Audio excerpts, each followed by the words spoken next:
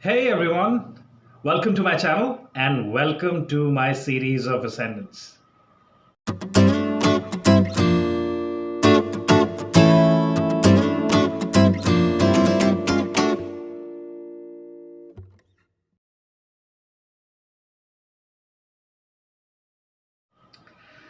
Today we will talk about the Leo Ascendant. Yes, signified by the lion. Well known personalities from the background of entertainment, creativity, business, um, even sports like Sachin Tendulkar. So, what makes these Leo ascendants or Leo rising signs um, so famous, popular, and likable? So, before we start, if you don't know what your ascendant is, please click on the link mentioned in the description of the video and find out what your ascendant is. Do not confuse this with your sun sign because you may be born in the month of July or August, but you may not be a Leo ascendant. Your ascendant could be something else. You could be born in the month of December, but your ascendant could be of Leo. All right. What you need is your time of birth, your date of birth, and your place of birth. Okay. So once you have figured out what your ascendant is, if the first house has this number five, just like this, you are a Leo ascendant. Okay. So, what does the Leo ascendant signify? So, we will look at their families, what they like, what they don't like, about a little bit about their career and their roadmap. If this doesn't apply to you, that means we need to analyze your chart in detail. No two people have the same chart. So, these are the most common traits of a Leo ascendant that I'm going to talk about now. It totally depends on where certain planets are placed. If a certain planet is strong, then those particular fields or those paths in their lives are pretty well paved. And if certain planets are weak, then those particular things that I talk about might not apply. All right. So, first house is nothing but your personality, you as a person, your intelligence, what you are is the first house. Okay, and when Leo, which is the fifth sign of the chart, the fifth sign of the Kalpurush Kundali is what we call in Jyotish. These people are naturally creative people.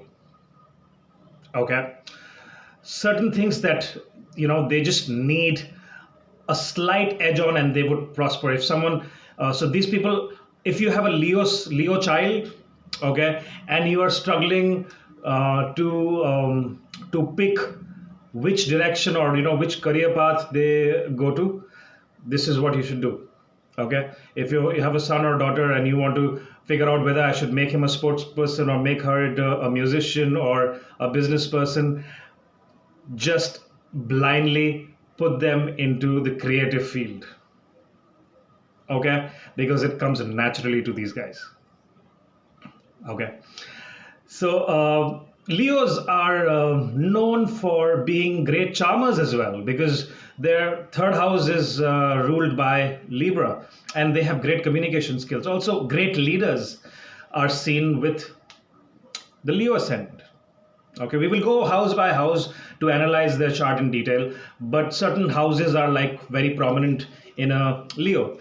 They are usually great communicators as well because they have Libra or Venus ruling their communication as well as the house of their career, which means their 10th house is ruled by Taurus and their third house is ruled by Libra. Libra is the significator of business.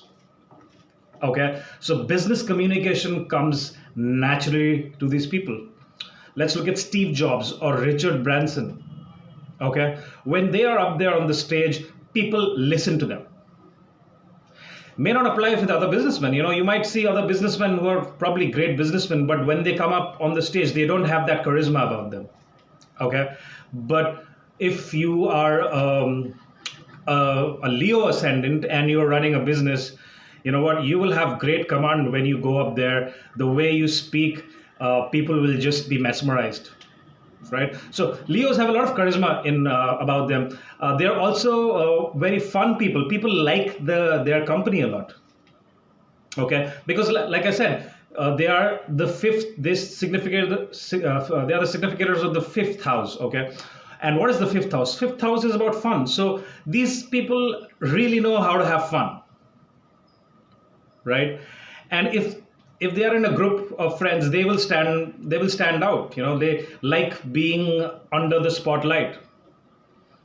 So if you have a group of friends, and you would know certain friends are like really liked, and you would feel like, oh, let's call him or let's call her, is getting boring, because the truth about the Leo ascendants is when they are around, people don't feel bored, because they are just they are entertainment themselves.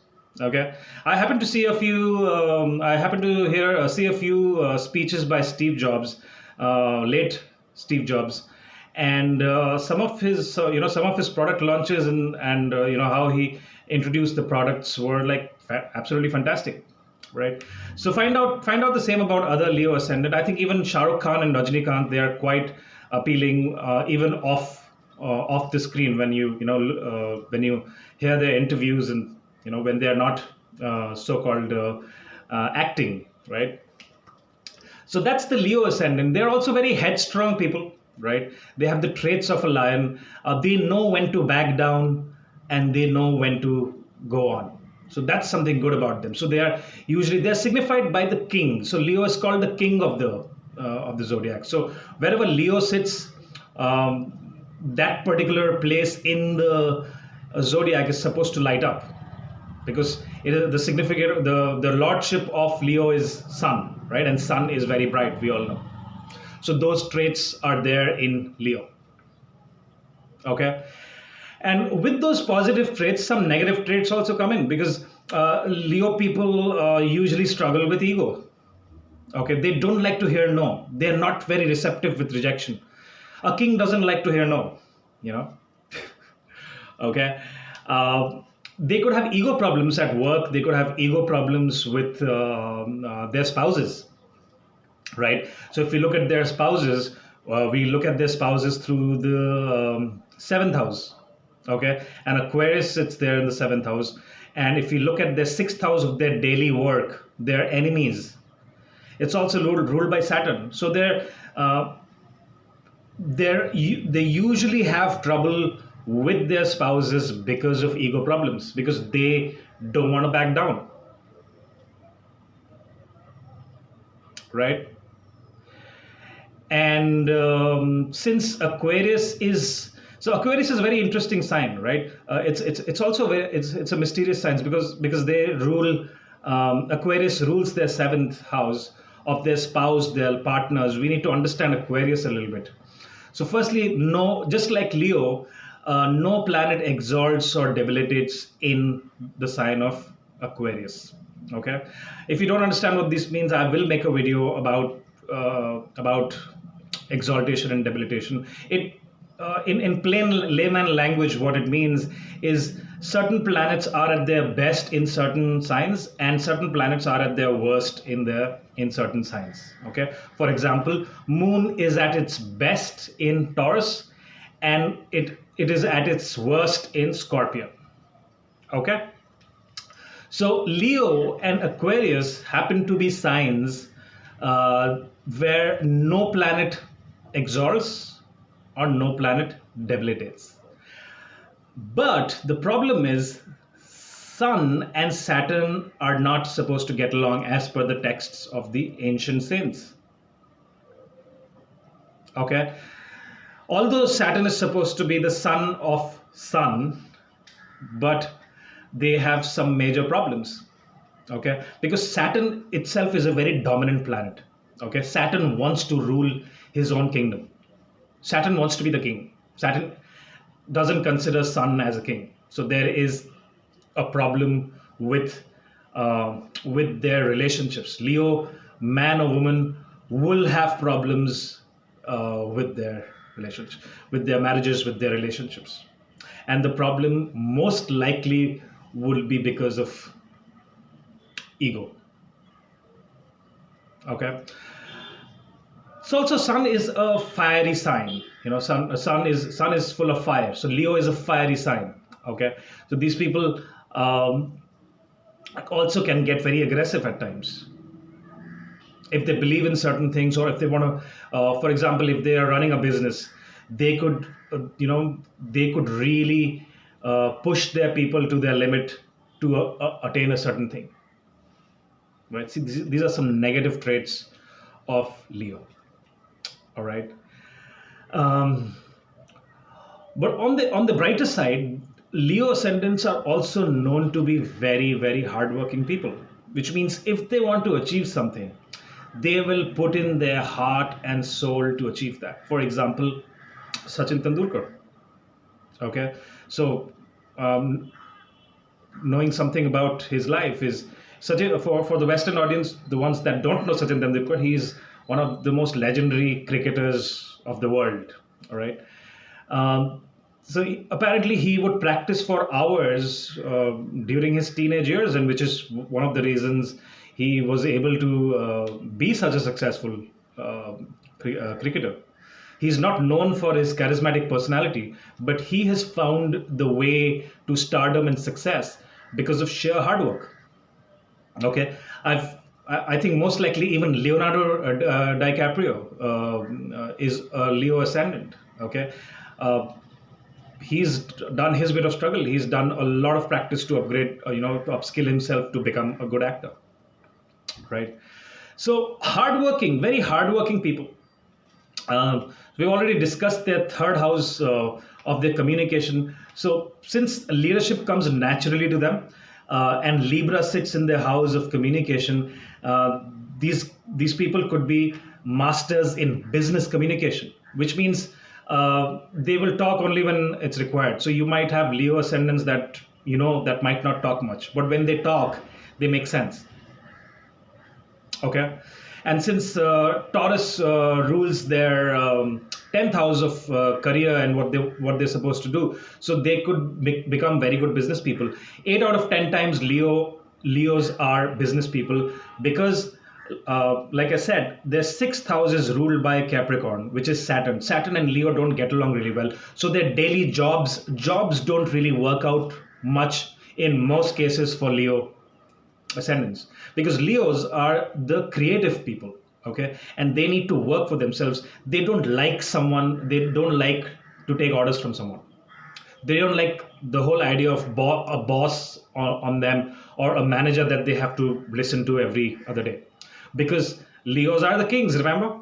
Okay, and they're quite just kings. They're not they're not the crazy kings unless their first house is afflicted. So if you have a Leo boss, or if your manager is a Leo ascendant, you might find them not very approachable, but you would deep down admire them, that they are actually just. They're not the biased people.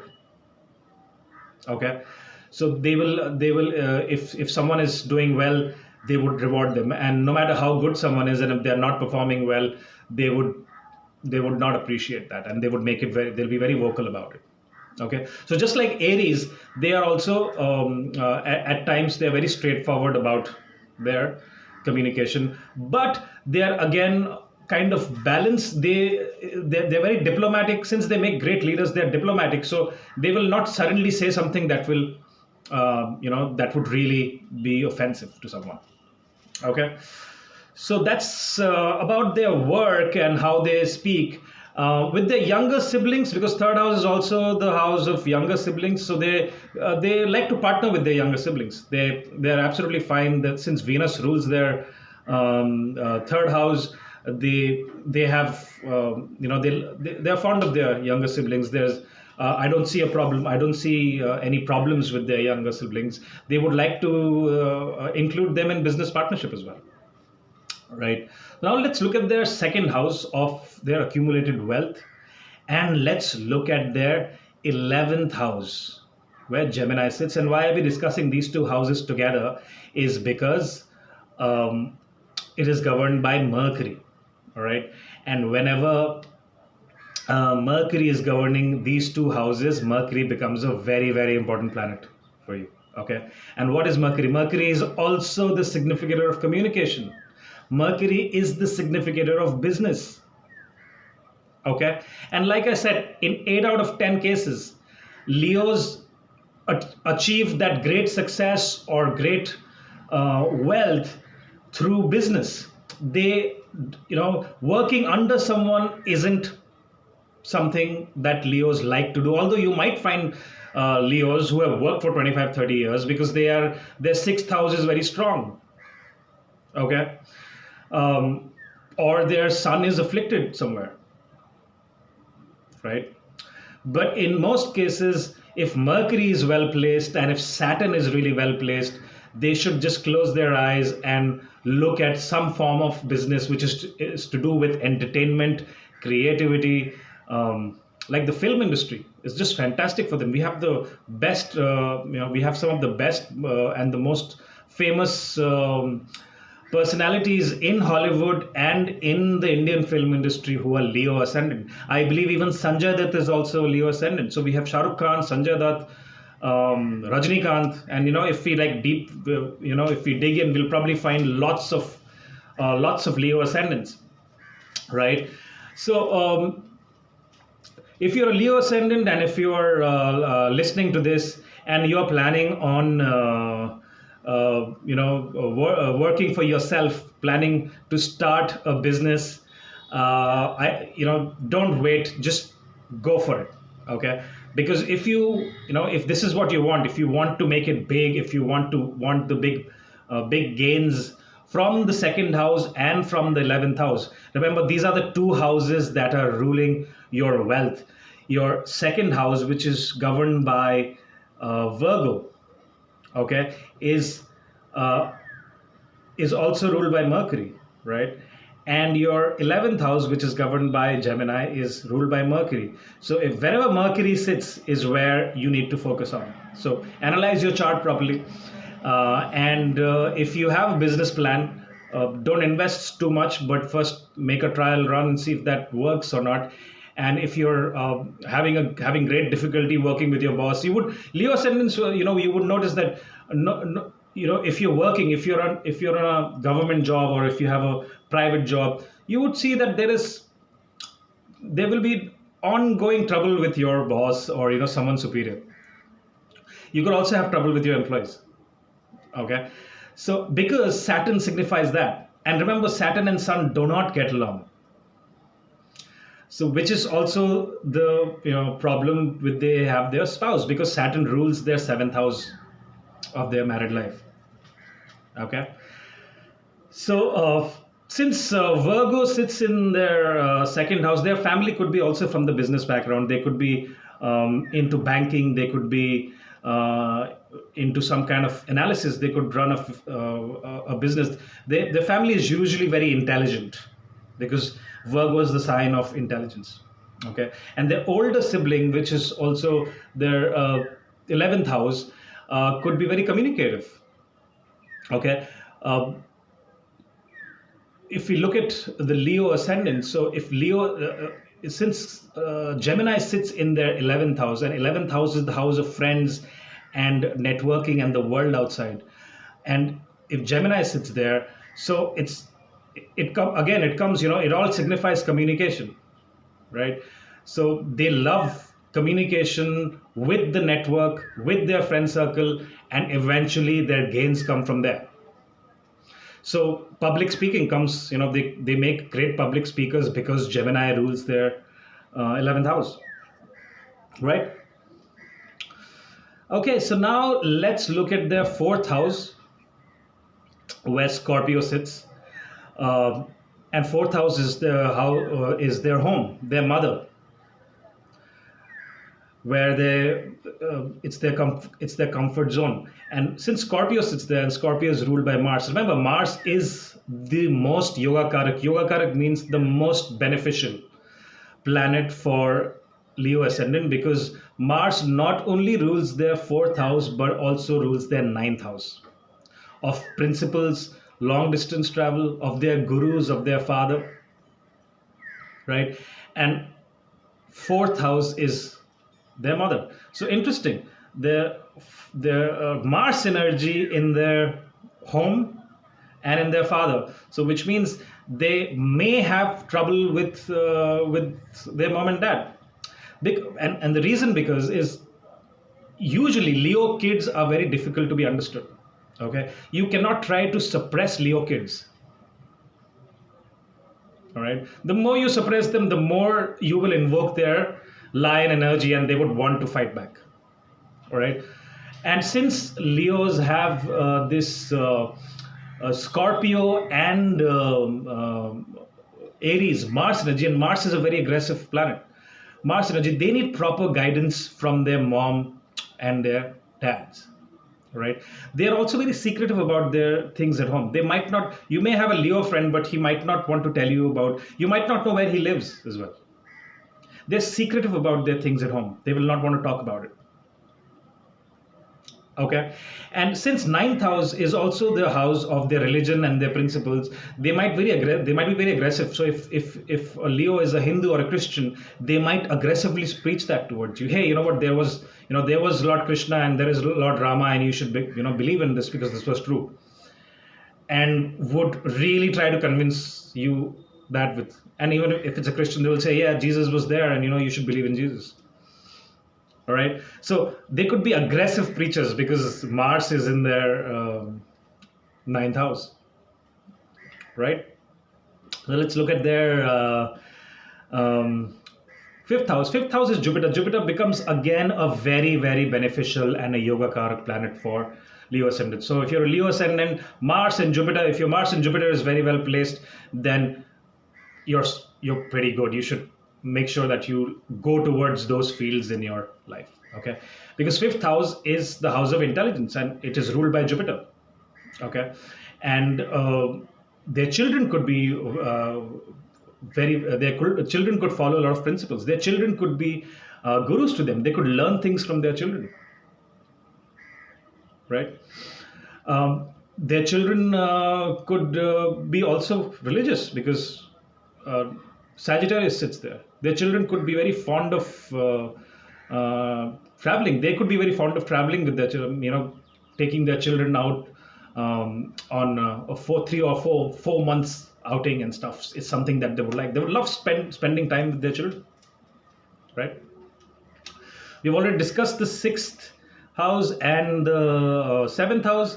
Now let's look at their house, their eighth house. Eighth house is Pisces. Interesting. So the 12th house energy of Pisces, which is about imagination, about hospitals, about the spiritual realm, the unknown realm.